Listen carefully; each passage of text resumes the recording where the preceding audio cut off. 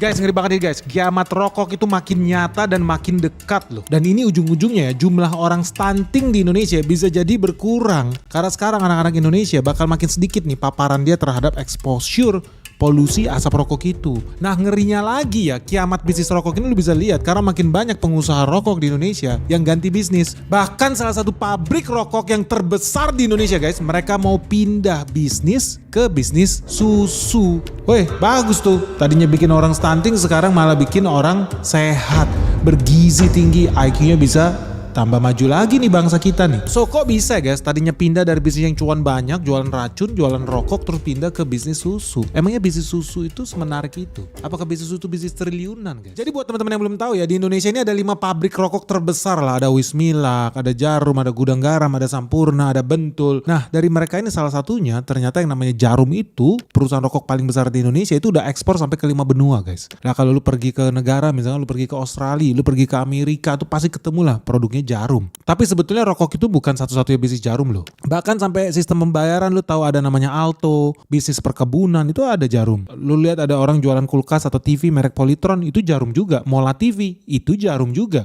Kawasan industri itu juga ada Jarum. So dari sini lu udah bisa lihat seberapa besarnya Jarum di Indonesia. Tapi kenapa ya Jarum sampai harus diversifikasi usaha, sampai harus buka bisnis-bisnis lain? Kenapa Jarum gak hanya bergantung pada bisnis rokok? Ya simple aja, kita based on data aja lah. Karena Jarum sudah melihat ya pendapatan rokok itu bakal terus menerus turun. Nah sayangnya Jarum ini gak TBK ya. Mereka gak perlu juga TBK karena cuannya triliunan. Jadi dari sini teman-teman udah lihat ya, memang bisnis rokok itu bisnis yang makin lama makin nyungsep. Mungkin karena orang Indonesia udah sadar mereka tidak mau stunting.